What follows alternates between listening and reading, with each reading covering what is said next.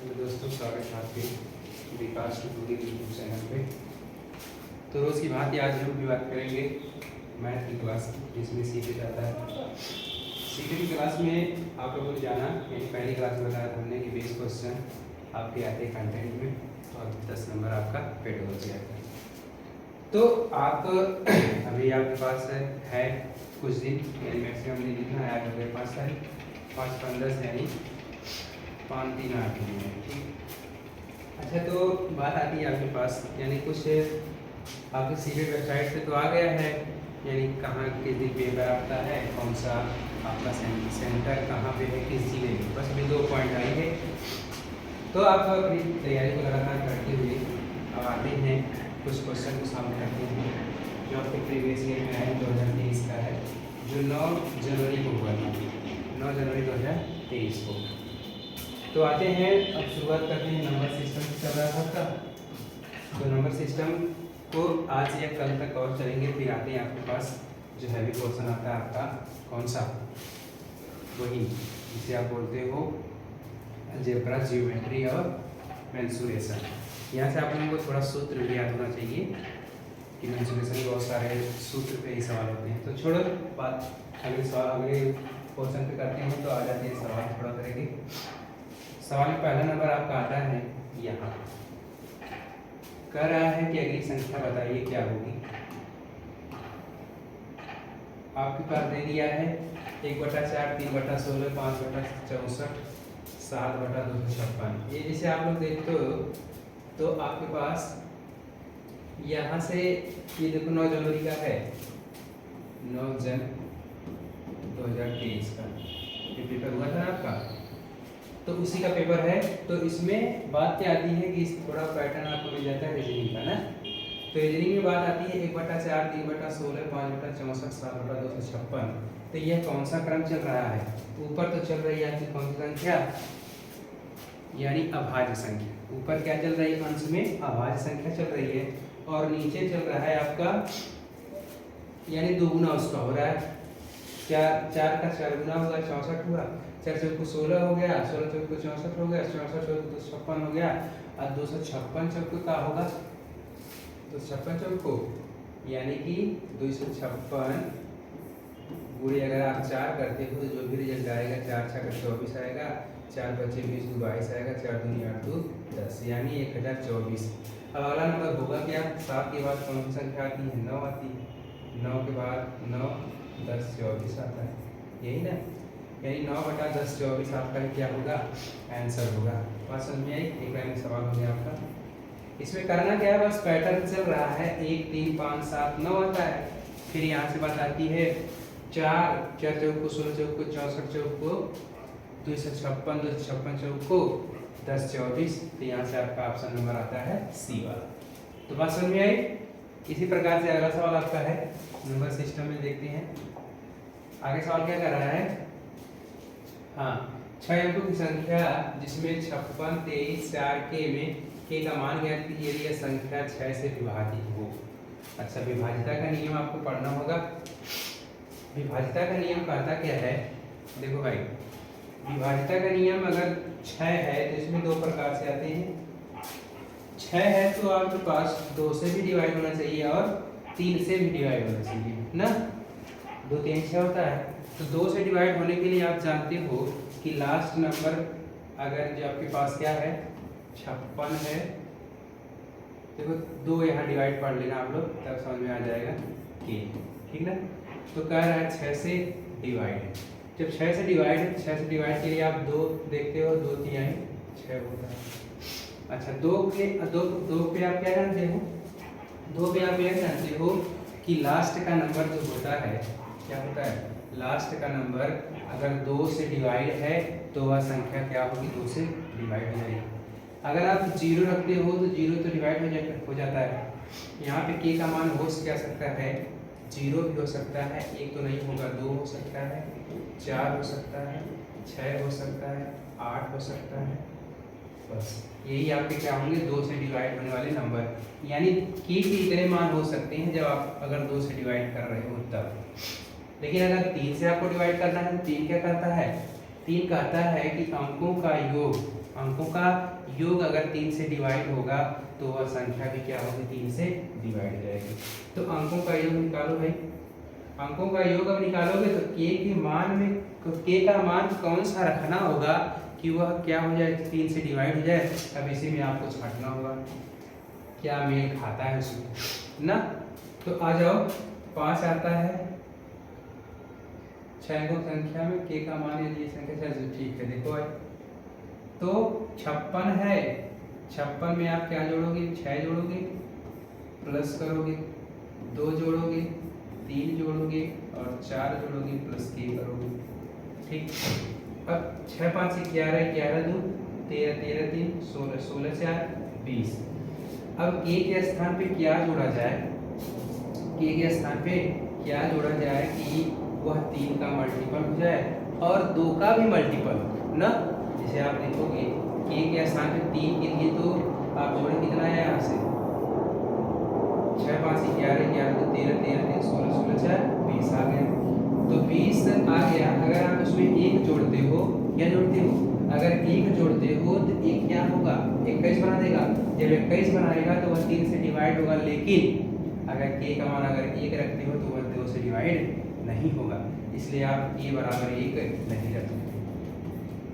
ठीक, अगला नंबर आता है 20 के बाद कौन सा नंबर आता है, कट जाता है जो 20 21 22 23 24, यानी 20 में अगर आप 4 जोड़ोगे, क्या जोड़ोगे, 20 में अगर आप 4 जोड़ोगे यानी के का मान अगर आप 4 रखोगे तो वह क्या होगा, 3 से भी कट जाएगा और 4 किसमें आ रहा है, 2 के मान में भी आ रहा है। बात समझ में आई।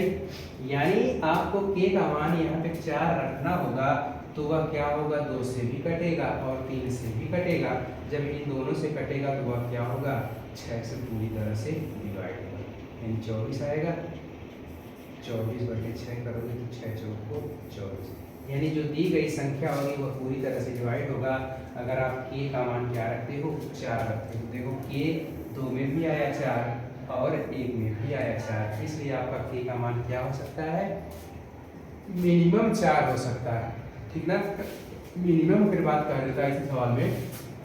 इसी सवाल में अगर मिनिमम कहता तो मिनिमम के लिए आप 4 रखते, लेकिन अगर मैक्सिमम बोल देता, क्या बोलता, मैक्सिमम कौन सा मान हो सकता है, तो आप 4 रखे, फिर अगर 6 रखते हो तो 20 6 26 कटेगा नहीं, फिर अगर 8 रखते हो तो 20 8 28 कटेगा नहीं। इसलिए सबसे मिनिमम और मैक्सिमम मान यही होगा, यानी मिनिमम मान भी यही होगा और मैक्सिमम मान भी यही होगा।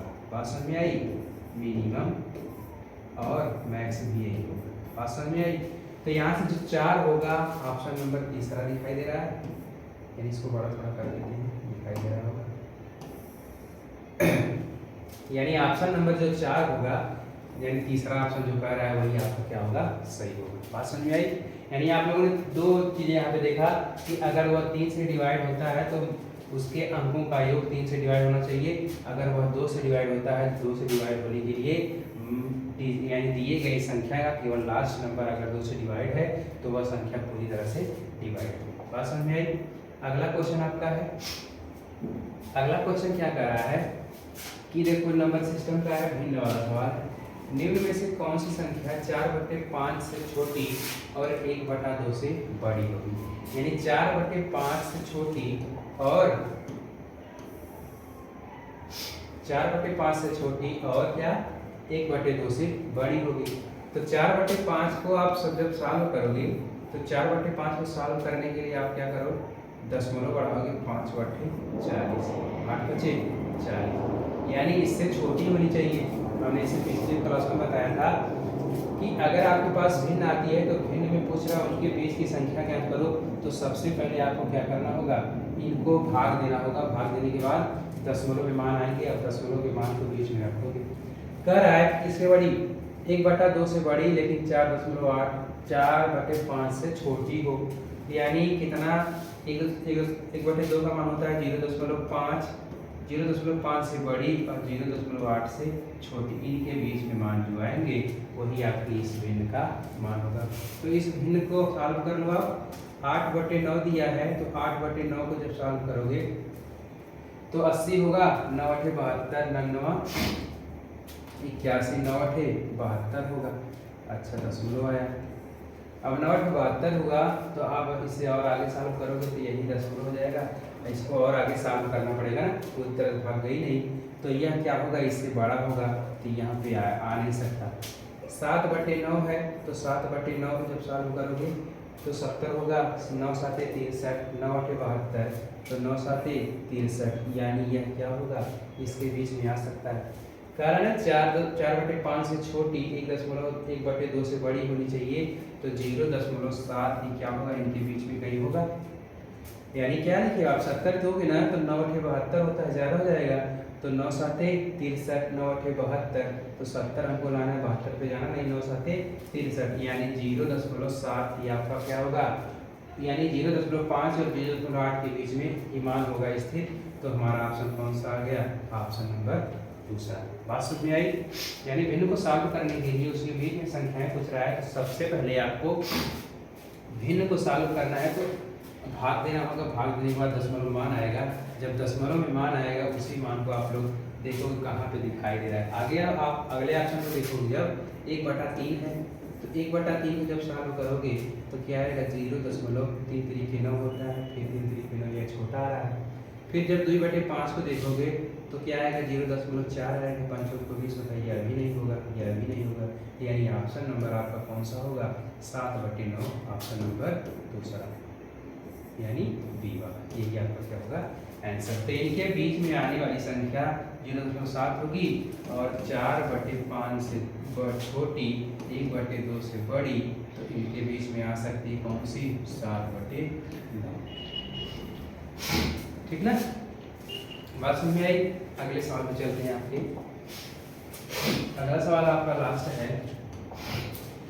लास्ट सवाल कह रहा है कि 1 और 500 के बीच ऐसी कितनी प्राकृतिक संख्या है, 1 और 500 के बीच ऐसी कितनी प्राकृतिक संख्याएं हैं जो संख्याओं 3 5 7 से विभाज्य, 3 5 7 से विभाज्य। देखो भाई, तीनों संख्याएं क्या हैं आपकी, विषम नंबर है, यानी 3 5 7 क्या है, अभाज्य संख्या है। जब 3 5 7 अभाज्य संख्या है तो इनसे कुछ कॉमन नहीं मिलेगा। जब कुछ कॉमन नहीं मिलेगा तो इनका गुणनखंड ही क्या होगा, इनके बीच की संख्याओं की डिवाइड करने वाली। कह रहा है ना, क्या कह रहा है कि 1 से 500 के बीच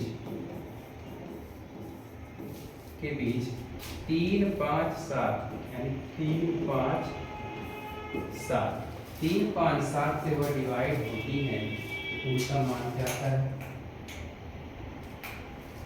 3 5 7 से डिवाइड है तो उनका मान क्या होगा। अगर आप इसी का एलसीएम ले लेते हो, क्या ले लेते हो, इसका अगर आप एलसीएम लेते हो तो उस एलसीएम द्वारा डिवाइड की गई संख्या ही इस दी गई संख्या से डिवाइड होंगी। बात समझ में आई। यानी 7 5 3 का एलसीएम क्या होगा, 15 7 105। बात समझ में आई। पूछ रहा है 1 से 5 तक, 1 से 500 तक, तो आप क्या करो, डायरेक्ट भाग दे दो, जो भी आपका भागफल आएगा शेषफल को छोड़ देते हैं, क्या कहते हैं, शेषफल को छोड़ देते हैं, डायरेक्ट करते हो क्या, 500 से आपको लाना है 1 से 500 तक, तो उसमें आप 150 से भाग देते हो, तो कै बार भाग जाएगी, पूर्णतः 4 बार, यानी 5 बार ले जाओगे तो ज़्यादा हो जाएगी, 4 बार जब ले जाओगे तो भाग पूरी तरह से चली जाएगी। चली जाएगी, कुछ शेष भी आएगा तो आप शेष को काउंट नहीं करते हो, तो जो भी आपका 4 नंबर आया वही आपकी क्या आ जाएगी, यानी ऑप्शन नंबर पहला। कौन सा नंबर है, ऑप्शन नंबर पहला ही आपका 4 है, तो यहाँ से एक हो गया ऑप्शन नंबर। तो बात समझ में आई।